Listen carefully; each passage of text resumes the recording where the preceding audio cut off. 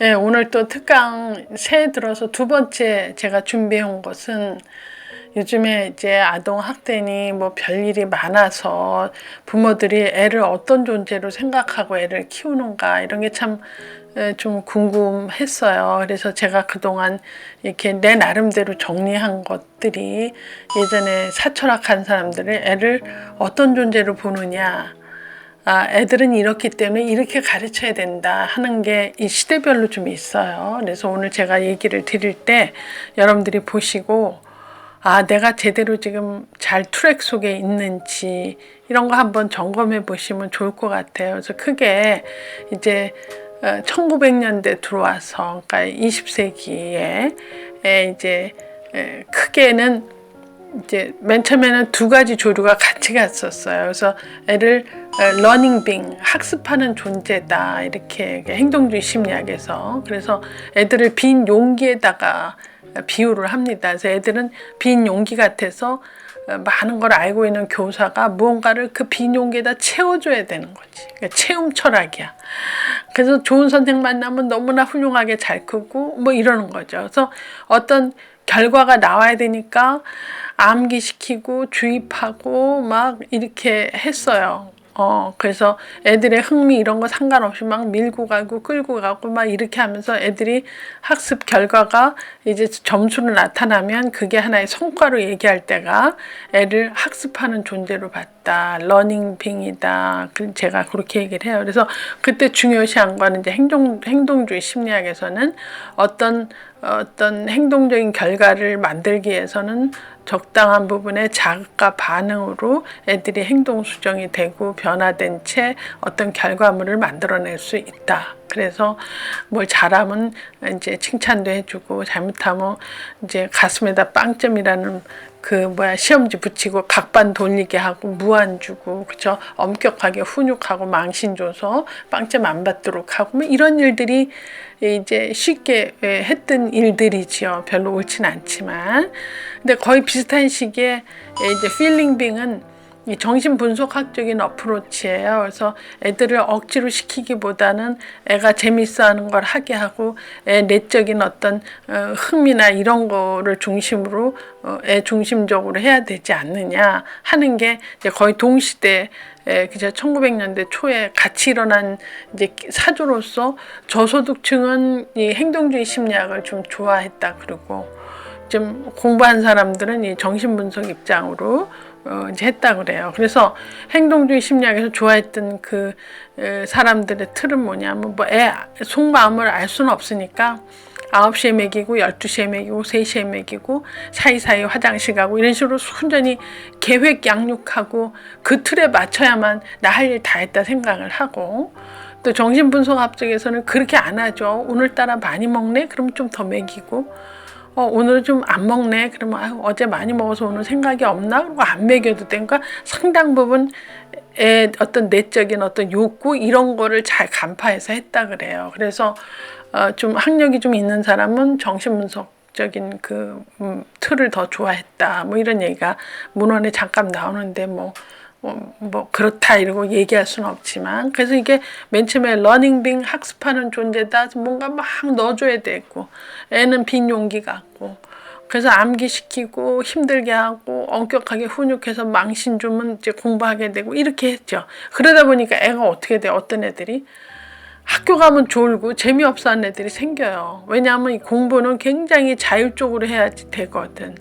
그래서 스트레스를 받고 의미가 없고 이런 애들은 공부를 오래 못합니다. 그래서 학교 가서 졸고 딴짓하고 하니까 많은 학자들이 이렇게 해서 될 게 아니라 애들을 엄격하게 훈육하고 빵점짜리 등에다 붙이고 뭐 1반부터 5반까지 돌리게 하고 이렇게 할 게 아니라 재밌는 거 흥미 제가 하고자 하는 게 뭔지를 찾아내자 라고 생각하는 게 이제 정신분석 입장에서 필링빙이다. 애들에게 정서적으로 안정되고 좋아하는 거 할 때 즐겁고 이제 그런 걸 하다가 차차 배워도 다 배워질 수 있다. 뭐 그 말도 상당히 맞거든요. 그래서 이제 이런 정신분석 입장에서 얘기를 하죠. 저는 이 두 가지를 보면서 지금도 이제 엄마들이 많이 이렇게 달라져요. 그래서 애를 즐겁고 신나는 하루로 만들어야 되겠다 하는 사람은 정신분석 입장에서 얘기하고, 애들이 태어났으니 이제 사회 규범도 알고 우리 집에 규칙도 있으니까 이런 걸 제대로 지키고 잘 사는 게 중요한 거야 이러고서 막 틀에 맞춰서 거기에 하지 않으면 안 되게 막 키우는 집은 약간 행동주의 심리학이다 이렇게 봐요. 그래서 그냥 학교 점수 무슨 뭐 해서 학습지 결과 이런 거에 막 이렇게 엄마가 막 열 올리고 이런 집들은 아직까지 러닝빙으로 너무 교육에 이제 엄마가 너무 힘이 들어가 있는 경우고, 그렇지 않고 아유 때 되면 다 배우는데 지금은 나랑 잘 놀고 오늘도 신나는 하루 됐으면 됐지 이렇게 정서적인 측면에 포커스를 둔 엄마는, 그런 애는 정서 사회성이 안정됐기 때문에 학교 가면 학교 공부를 잘 따라가죠. 그래서 이게 같이 병행도 하면서 결국은 엄마가 주체가 되기보다는 엄마가 한 걸음 뒤로 가고 애가 그 과정을 즐기고 재밌어 하게끔 해야 되는데, 이제 하다 보면 이게 어느 게 더 먼저고 어느 걸 나중에 하고 이게 순서가 바뀌어서 애가 힘들고 이런 경우도 왕왕 보기 때문에, 그래서 저는 이제 이 두 가지를 이제 한꺼번에 그렇게 얘기를 하는데, 이게 1900년대 초에 이 두 가지가 이제 이론이 이제 팽배하게 있다가 어떤 일이 벌어지냐, 1957년에 지금 구소련이죠. 러시아, 소련이 인공위성 스푸트닉을 발사합니다. 그러니까 누가? 미국이 굉장히 언짢아해요. 자기가 세계 1등 국가로 알았는데 우리 펑펑 애들하고 정서교육하고 뭐 뛰어놀게 하고 뭐 이랬더니 소련이 인공위성을 발사해. 그럼 뭐 소련이 앞서갔어 이런 걸로 뭐 미국이 굉장한 그 뭐랄까 언짢으면서 교육계 반성이 잃고 무슨 뭐 교육과정도 바꿔야 되고 수학 교육이 강화되고 뭐 난리도 아니었어요. 그때 뭐 관계된 보고서를 보면 어머 난리도 아니구나. 그래서 그때부터 60년대부터는 어떻게 됐느냐. 이제 정서적으로 안정되고 정서 사회적인 아이들 이런 애보다 더 우선적인 게 이제 때 돼서 제대로 공부를 해야 되겠다. 그래서 이때부터는 thinking being, 애들은 사고하는 존재다 이렇게 생각해요. 사고하죠. 그러면 어렸을 때는 어떤 사고, 좀 지나면 어떤 사고, 그 다음에 초등학교 가서 무슨 사고를 그 연령대에 맞춰서 걔네가 할 수 있는 양을 하게 하자 해서 이제 피아제 이론이 완전히 선풍을 일으켰지요. 그래서 피아제는 그 이전에 그 학파를 스위스 철학자이기 때문에 얘기를 했는데, 미국에서 각광받은 것은 60년대 이후부터 이제 피아제 이론이 단계별로 이제 그 교육과정을 만들고 하는데 굉장히 이제 뭐랄까 지침이 되었다. 이제 그렇게 미국 책에는 나와 있죠. 그래서 이제 우리가 이제 인지심리학자가 누구냐 그러면 피아제, 비가스키 그래요. 거의 태어나는 같은 태어났고, 피아제는 1980년도까지 살았나 83세까지 살고, 비거스키는 반밖에 못 살았어요. 그 산 사람 40 전에 돌아가셨거든. 근데 이제 피아제 같은 경우는 이 인지적인 발달이라는 게 내 안에 있다. 유기체 안에 있다고 생각해요. 그래서 이 안에서 내가 동화 조절을 얼만큼 해서 이렇게 지식을 확장해 나가느냐. 이제 이런 거에 있고, 똑같은 인지심리학자인데도 그 비거스키는 지식은 외부에 있다. 그 사람이 살고 있는 문화 생태학적인 거에 따라서 달라진다. 그래서 그런 어떤 엄마를 만나고 어떤 교사를 만나느냐에 따라서 얘가 지식의 확장 범위가 달라진다. 그 말도 상당히 맞아요. 그래서 똑같은 인지의 그 심리학자로서 어프로치는 다르지만 그 두 사람이 이미 할 얘기는 다 했다. 이제 그런 생각을 하죠. 그래서 60년대 이후는 미국서 아주 피아제 선풍으로 난리도 아니었어요. 애 갖고 뭐 교육을 이렇게 시키고, 그러니까 지금 우리로 말하면 조기 교육 선풍이 그때 일어난 거지. 근데 제가 이제 저도 미국서 공부하고 와서 한국서 강의를 하지만 미국서 했던 짓을 우리가 해요. 조금 한 20년 뒤에 합디다. 그래서 지금 미국이 그때 60년대 이후에 피아제 선풍이 일어나서 막 애들 조기 교육 시키면서 70년대부터는 애들이 많이 망가지고 힘드니까 또 잘못된 교육, 미스 에듀케이션 이런 책 나와요.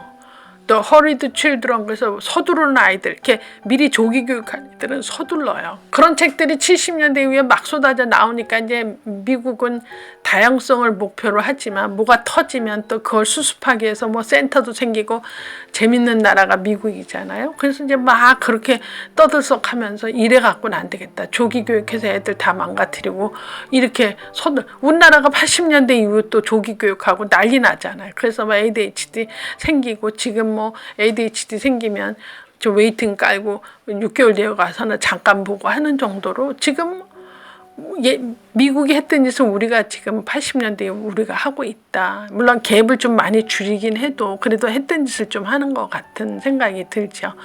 그래서 그 띵킹 하는 것은 이제부터는 더 이상 학습하는 존재로 막 빈용이라고 퍼붓고, 지금도 그렇게 하는 사람이 있어요. 애 암기시키고 학습 결과 갖고 야단치고 이제 이렇게. 그러니까 그 옛날 전통 방식이지만 자기가 했던 대로 하는 집이 있고, 또 약간은 이게 필링 빙 그래갖고 아이가 정서적으로 안정되고 그게 더 중요하고, 걔가 하고자 하는 이 내적 욕구에서 요구하는 거 해도 늦지 않는다. 그러고서 좀 애를 기다려주고 이런 집이 또 있어요. 이 사람들은 학습 결과가 눈에 두드러지진 않지만 정서적으로 안 망가지고 성격적으로 이렇게 온전한 채 또 자기가 하고 싶은 걸 한다, 이렇게 볼 수 있잖아요.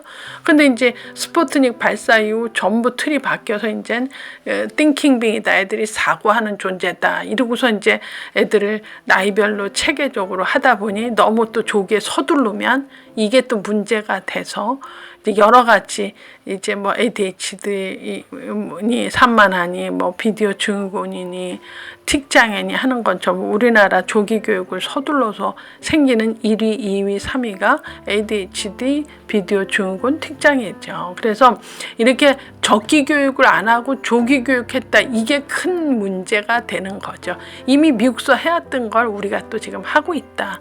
그래서 이제 그게 또 학교에서 난리가 나니까 무슨 해결을 봐야 되니까 뭐 센터도 생기고 뭐 여러 가지 생기지만, 이래 갖고는 안 되겠다 해서 1987년도에 학회에서 이제 어마무시한 얘기를 하면서, 그때 DAP 그래갖고 Developmentally Appropriate Practice, 그래서 발달에 적합한 실제, 5살짜리에 알맞는 실제만 하자. 그거 눈높이 교육이죠.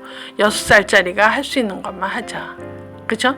6세 눈높이 교육. 그래서 그때 DAPA 선언을 하면서 이제 실제로 발달에 적합한 눈높이 교육만 하자. 그 이제 적기 교육을 그렇게 말을 어렵게 한 거죠. 그래서 이제 87년도 이후부터는 좀 잠잠해지면서 뭐 그 예전에 얘기됐던 생태교육도 좀 얘기가 되고, 인권교육 이런 얘기 하죠. 또 지금은 이제 4차 산업혁명 시대, 이제 AI 인공지능 시대, 그래서 기계가 이제 다 학습을 한다. 그래서 이제 기계하고 사람하고 상호작용 하게 된다, 이제 이런 얘기잖아요. 이제 앞으로는 교사보다는 기계하고 공부할 확률이 더 높아진다. 또 지금 코로나 시대에는 또 기후교육도 돼서 이제 이런 것도 다 우리가 물려줄 게 뭐냐, 그쵸? 이제 지구가 온난화해서 우리가 다 이런 일들이 일어나니까 점점 이제 교육이 이제 이렇게 이 사회상하고 맞물려서 간다. 그래서 제가 오늘 이런 얘기를 하는 것은, 집에서 엄마가 아빠가 애를 잘 키워서 이제 사회화 시켜야 되는데, 나는 옛날 같은 그런 전통 방식으로 자학과 반응으로 애들 막 숙제 안 하니까 숙제하게 하고, 제대로 하면은 뭐 나이키 신발 준다라든지 막 그렇게 보상 체계를 강하게 해줘서 애를 아직도 하고 있는지, 아니면 정신분석적으로 애가 정서적으로 안정된 상태 내에서 자기가 좋아하는 걸 찾아하고 그렇게 하면서 좋아하는 걸 하다 보니까 그쪽에 더 뭐랄까 깊이 있는 아이가 되게 하는지, 이런 것도 한번 보셔야 되죠. 좀 시간이 늦은 것 같아도 이게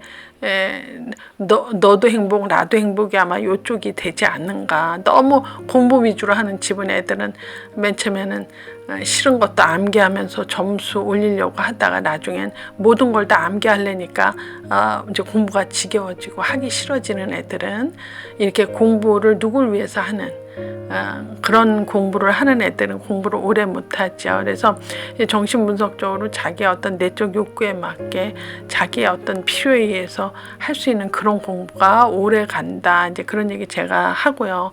그래서 thinking 그 being이라는 그 사고하는 존재는 우리가 이제 이거 전부 다 컴바인해서 얘기를 해줘야 되지 않느냐. 그래서 발달에 맞게 그 사고에 맞게 자기 특성에 맞게 자기가 잘하는 게 뭔지를 찾아서 하는 것이 애도 행복하고 이제 엄마도 행복하다 하는 거죠. 앞으로는 이제 뭐 인공지능 시대 기계가 공부하는 판에 우리가 기계하고 다르게 할 수 있는 게 뭐냐라고 하면 저는 이제 엔터 누르면 다 정답이 나와 있잖아요. 그냥 네이버에다 물어보기만 하면 다 나오고 하는 이런 판에 우리가 진짜 애 교육을 잘 시킬 수 있는 것은 뭐냐. 엔터 눌러서 정답 나오는 게 중요한 게 아니라 남과 잘 상호작용하고 협업하게 해야 된다. 그래서 앞으로는 인공지능을 만들 수 있는 그런 사람, 인공지능이 하는 대로 따라가는 사람이 두 부류밖에 생기지 않는다고 그래요. 이제 양극화가 되는 거죠. 그래서 기계가 할 수 없는 거는 공감 능력이라고 많은 학자들이 미래 학자들이 미리 얘기를 하니까 여러분들이 지금 중요시하고 또 고민해야 되고 할 것은 애를 낳아서 때 돼서 다 배울 것을 미리 땡겨서 너무 힘들게 하지 않으며, 그쵸?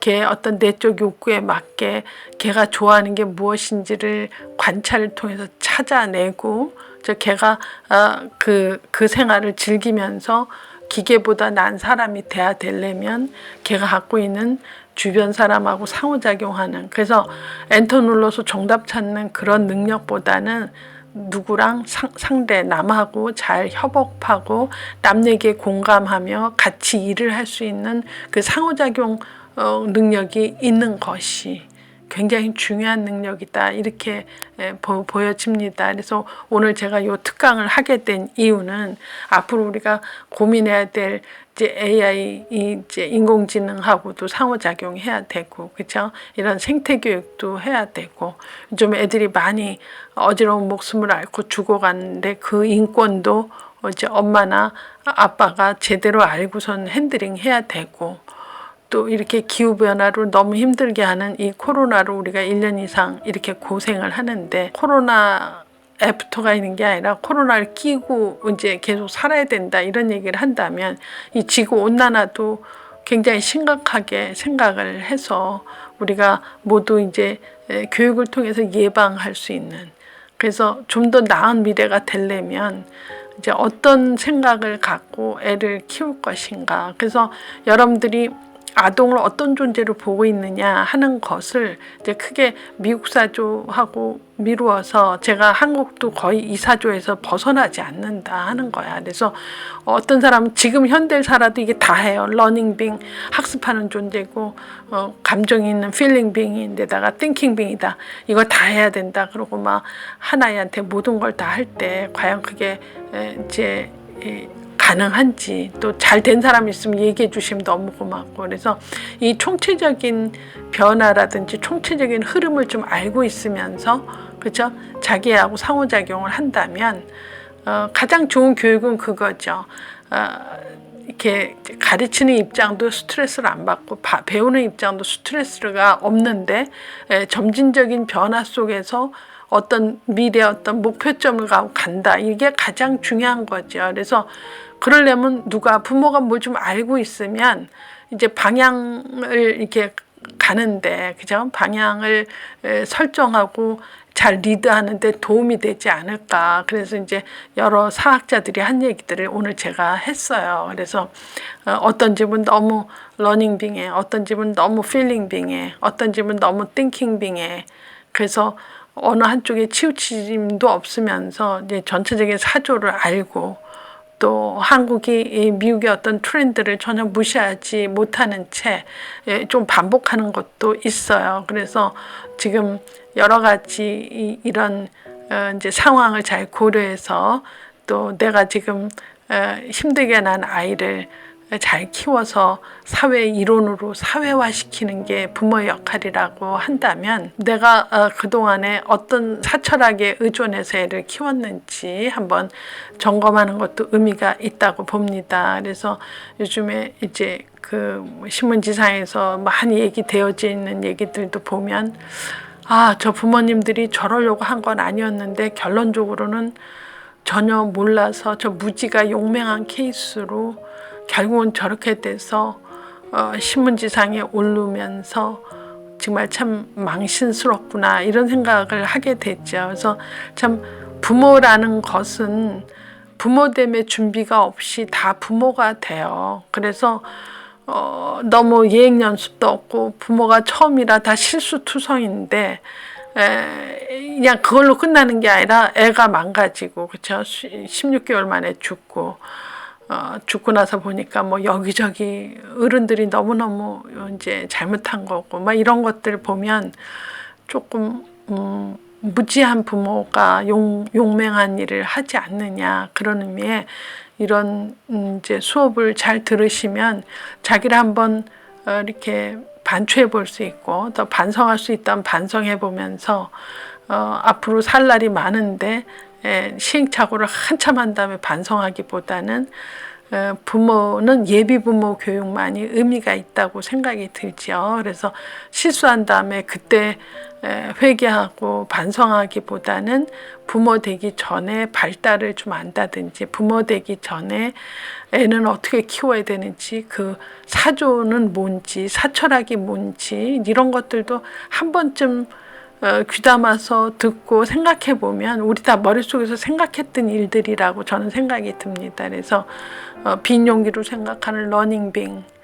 또 필링빙 그쵸? 정서적으로 안정되고 그저 정서적으로 편안한 아이들이 학습할 준비가 돼 있는 거고 또 띵킹빙은 사고하는 존재라고 발달에 맞춰서 그 사고 범위를 넘어서지 않게 해서 적기 교육하는 것도 상당히 의미가 있다고 생각이 들면서 앞으로 남겨진 과제도 또 우리 모두가 애들하고 합쳐서 온전한 지구를 남겨야 될 필요가 있기 때문에 제가 오늘 특강 강의를 한번 이런 주제로 잡아봤습니다.